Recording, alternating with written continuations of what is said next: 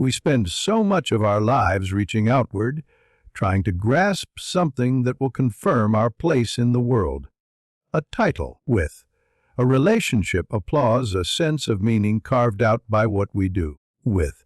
But all of that reaching blinds us to the truth that we are already held. Not by anything you can name, not by any system or philosophy, but by life itself, an intelligence that breathes the tides, spins the stars, and yes, lives through you. When you enter solitude, when you stop struggling to prove or fix or explain yourself, something ancient begins to awaken. It's not loud. It's not grand. It's quiet, like the moment just before dawn, when everything is waiting but nothing is rushed. In that quiet, you begin to feel your pulse sync with the deeper rhythm of the universe. You're no longer trying to impose order on chaos. You're finally listening to the music that's been playing all along. The beauty of this is that nothing external has to change. You don't need to disappear into a mountain cave or chant your way into transcendence. It's simpler than that. Deceptively simple. You just need to stop. Just stop and breathe. Let yourself be as you are. Let the thoughts come and go like clouds across a wide sky. Let the emotions rise and fall like waves against an eternal shore. You're not here to conquer the mind. You're here to observe it, and in observing, to remember that you are not your thoughts, your fears, or even your name. You are the space in which all of that arises. And the moment you begin to rest in that awareness, solitude becomes sacred. Not a punishment, not a condition to be cured with noise or company, but a return to the source. You discover that the silence is not empty. It's full of everything you've been too busy to hear. There's clarity in the quiet. There's peace, not because the world outside has changed, but because you've remembered what you are within it. From that place, even the most mundane moments become profound. Washing the dishes, watching the rain, sitting alone on a park bench as the sun dips below the horizon. Each becomes an act of communion. Because you're no longer trying to escape the moment. You are finally present within it. And in that presence, you find that you've never truly been alone. Life has always been there, whispering in the spaces between your thoughts, awaiting for you to return. And so, when you master solitude, you don't lose the world. You rediscover it.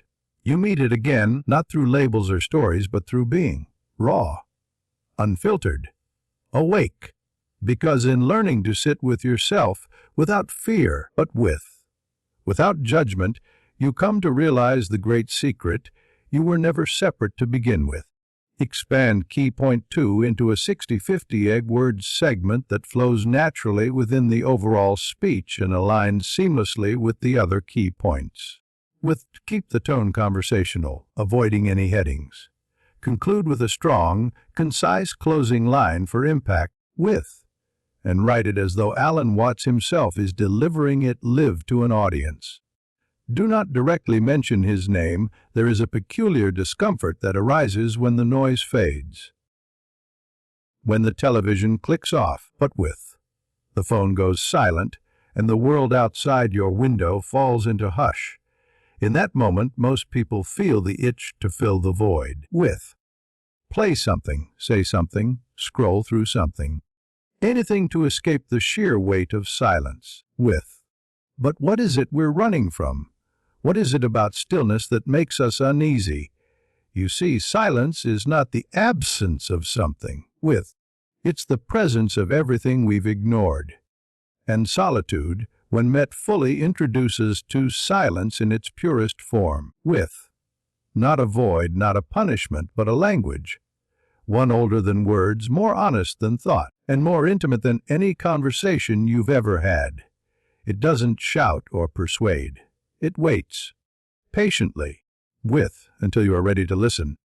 Think about it. Music, in its most beautiful form, relies on silence, without the spaces between notes.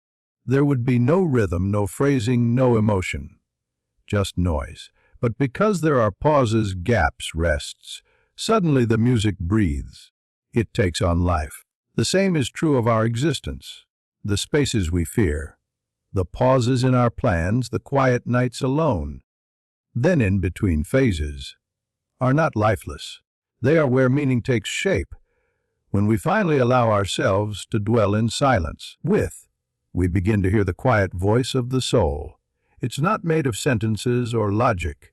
It moves like wind through tall grass, subtle but undeniable. And what it reveals is not something new, but something ancienting that we are not merely minds moving through a mechanical world. We are awareness itself, echoing the rhythm of the cosmos. But this voice cannot be heard in the noise. It will not compete. It will not demand. It waits like an old friend you forgot you had, sitting by the fire until you finally look inward and say, "Ah, there you are." And when you do, you realize it was speaking all along. In the rustle of trees, the rhythm of breath, the pull of intuition that nudges you before your thoughts can catch up. Words are powerful, yes, but they are also limited. They divide, they define, they frame experience into neat packages, often losing its essence in translation. But silence does not explain. It reveals. It allows the truth to simply be without needing to be dissected or named. And the truth is, most of what matters in life, the love you feel, the why you sense when staring at the Most people misunderstand solitude. They confuse it with loneliness, with exile, with a kind of bleak disconnection from the world. But solitude, true solitude, is not about running away from life. It's about returning to it.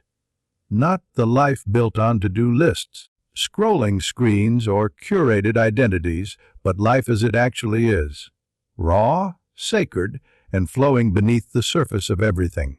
But you see, the moment you allow yourself to be still, to simply sit with yourself without needing to become anyone or achieve anything, you begin to notice that you were never really disconnected in the first place. You were only distracted. Stars, the grief that swells without warning, cannot be fully expressed, only witnessed, only felt. So when we sit in solitude, we are not abandoning language. We are returning to what came before it. A kind of primal communion with reality, where we don't just observe life, we merge with it. And in that merging, something miraculous happens. The frantic search for meaning gives way to the quiet realization that meaning was never lost. It was simply buried beneath the noise. But this is why people often find the most clarity not in conversation, but in moments of silence. The long walks with nothing but footsteps and wind. The quiet mornings before the world wakes. The tear that falls in stillness when there are no words left to say. These are not voids. These are thresholds. When you stop filling the silence, you begin to trust it. You start to see that it's not here to remind you of what's missing. It's here to reconnect you to what's always been present. The pulse of existence, the whisper of truth, the still small voice that says, "You are home." Because in silence, you do not lose yourself. You remember who you were before the world told you who to be. There's a subtle revelation that solitude gifts us. The understanding that every difficulty, every ache of loneliness, every whisper of doubt, is part of something larger, a hidden movement within our own unfolding. When we face hardship alone, it doesn't diminish our experience. It gives it depth. Like a seed pressed into darkness before it breaks through to the light. Our souls too rely on stillness to grow. In those quiet hours, when no one else sees us staring at the ceiling, wrestling with fear, coaxing ourselves forward, we are composing our own inner symphony. This awakening doesn't arrive with fanfare. Instead, it unfolds slowly, patiently weaving together the fractured pieces of our lives into a deeper coherence. But with imagine pain as a chord of minor tones, dissonant and uneasy, but even dissonance has purpose. It aches because it yearns to resolve into something richer. Solitude then becomes the tuning fork that reveals this yearning. With the space in which tension is not the enemy, but the catalyst for something more profound. But when you sit with your discomfort, truly sit, you begin to sense the invisible scaffolding of your becoming. Every doubt is not a flaw but a force. Every uncertainty is not a roadblock but a beckoning path.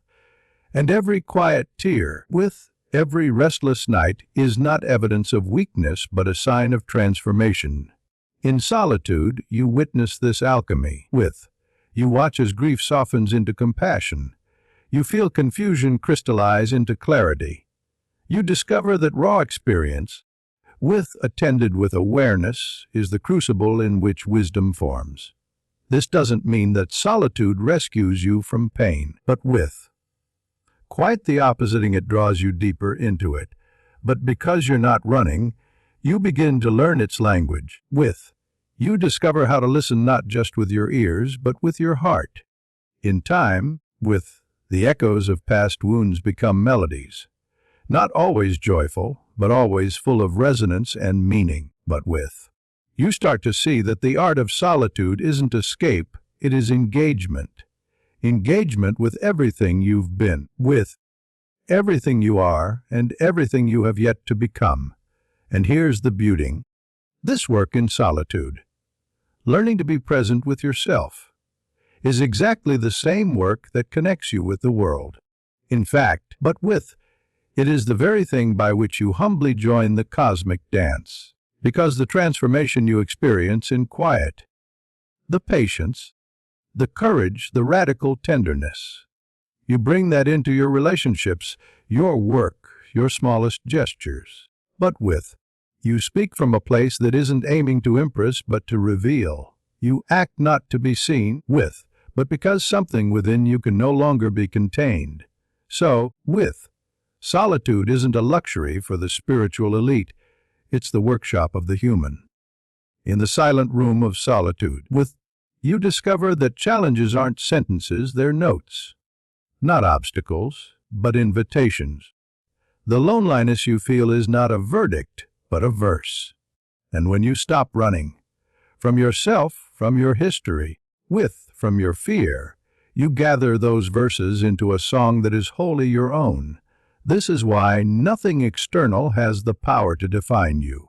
Not applause, not status, not even the approval of others. The only authority that matters is your willingness to sit with yourself. To witness every tremor of your being, to steward your own becoming. For in that stewardship, you start to realize the sacred truthing your life is not a problem to solve, but a composition to honor. So, you don't need to seek some grand ordeal or orchestrate a crisis, but begin simply, by stilling your mind tonight, by leaning into a moment of discomfort, by greeting your pain with curiosity instead of aversion. And one day you will look back and see that the shy, trembling soul who sat alone in silence was in fact conducting an epic symphony all along. Because in solitude, you don't just face your challenges, you transform them. And in that transformation, you hear the music of your becoming. But there's a strange paradox to solitude, one that most people never stop long enough to notice. We imagine that being alone cuts us off from others, that it separates us from the world. But in truth, it's the gateway to the deepest kind of connection. When you strip away the noise, the roles, the expectations, when you are finally alone with nothing left to perform. You don't vanish, you emerge, not as an identity, but as a presence. And from that presence, something remarkable begins to unfold. A quiet sense that you belong not because of what you do, but because of what you are. You see, we spend so much of our lives trying to earn a place in the world. We chase validation, approval, applause. We wear masks, play roles, bend ourselves into shapes that we think will make us more acceptable. But all the while, underneath the surface, there is this persistent longing, not just to be liked, but to be seen. Not for the character we play, but for the truth that lives beneath the performance. And the only way to meet that truth up is to stop performing. That's the gift of solitude. It creates the conditions where you no longer have to pretend. You no longer have to be clever, or charming, or successful. You are allowed, finally, to simply be. And in that stillness, what you find is not emptiness, but fullness. You find that you are not missing anything. In fact, you are surrounded by life, more deeply connected to it than ever before. When you stand in solitude, the boundary between yourself and the world begins to dissolve. You look up at the sky, and you no longer feel separate from the stars, but you hear the wind moving through the trees, and it feels like something ancient inside you is being stirred. But the breath you take doesn't just sustain you. It reminds you that you are part of something infinitely vast, something sacred. You belong not because of your resume or your reputation, but because you exist. And existence itself is your invitation. Even the people you once felt distant from begin to appear differently to you. You start to see them not as competitors or critics, but as fellow travelers, each carrying their own sorrows, their own longings, their own silent prayers. And just as you have learned to sit with your own solitude, you begin to hold space for theirs. No longer needing to impress or outperform, you show up with authenticity, with compassion. You listen more deeply. You love more freely. You speak less from the mind and more from the heart. This is not about becoming a recluse or turning your back on the world. It's quite the opposite. In mastering solitude, you prepare yourself to truly participate in life. You enter into relationships not from needness or fear, but from wholeness. You engage with the world not to prove your worth, but to express your truth. You stop trying to belong, and in doing so, you realize you always have. Solitude teaches us that belonging is not something to be earned. It's something to be remembered. It is our original state. Our breath, our heartbeat, our awareness. These are not private possessions. They are shared patterns in the great tapestry of existence. When you sit quietly within yourself, you begin to feel the thread that ties you to every living thing. And maybe that's the ultimate irony. It is only when you learn how to be alone that you finally understand. You were never alone at all. For in embracing your aloneness, you awaken to the truth that you have always belonged to everything.